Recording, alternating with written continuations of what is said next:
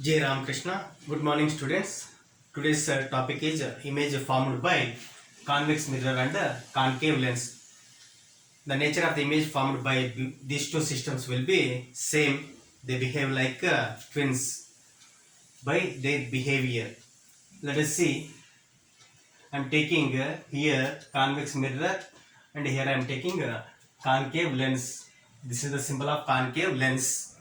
Now, when the object is placed at infinity, I am not showing the object but I show the rays, and a ray will be coming parallel because the object is at infinity. The rays will be coming parallel, and after reflection it goes like this. Now when extended backward, this ray appears to be coming from focus, and I take another ray from the object which is coming parallel to the principal axis, and it also diverges like this. When extended backward, this appears to be coming from this point focus according to the ray diagrams, tools to draw ray diagrams. Now if the same object, if I take here, the ray is coming from infinity parallel to the principal axis, and after refraction it diverges according to the rules to draw ray diagrams. Now when extended backward, this appeared to be coming from focus. Another ray coming from the same object parallel to the principal axis. After refraction diverges, and when extended backward appears to be coming from focus. These two refracted rays are diverging rays, so they won't meet, so there won't be any real image.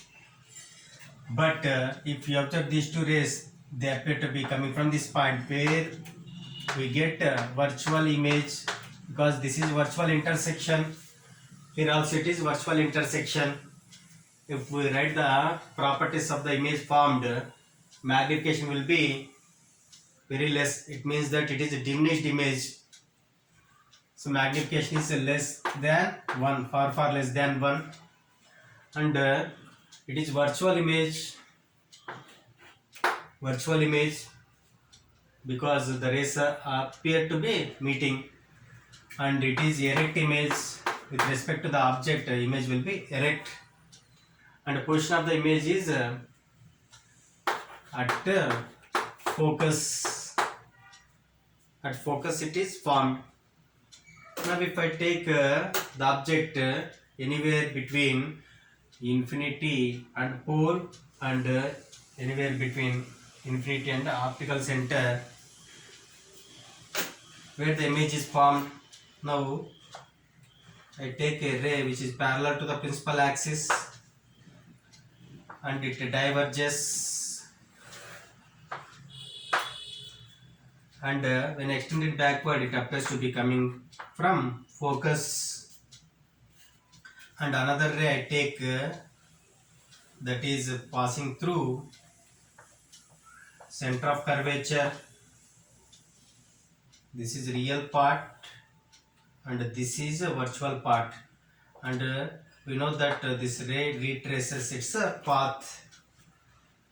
Now these two rays are diverging rays, so no real image is formed, but these two rays appear to meet at this point where we get the virtual image indicated by dotted lines. This is virtual image. If we take concave lens, I take this point on the object and I draw a parallel line to principal axis, and it diverges after refraction. This is refracted ray, and when extended backward it appears to be coming through focus, and another ray I take that is passing through optical center, and we know this goes without any refraction. These two rays are diverging refracted rays, so they won't meet, so no real image is formed. But when these two rays are seen, they appear to meet at this point or emerge from that point. where we get the virtual image. If we write the properties where the image is formed, here magnification is less than 1, and it is virtual image in both the cases, and with respect to the object, image is erect. Image is erect. Virtual and erect. The image is formed between pole and focus. In this case, here between optical center and focus for concave lens. Irrespective of the position of the object, always convex mirror and concave lens forms virtual, erect and diminished images.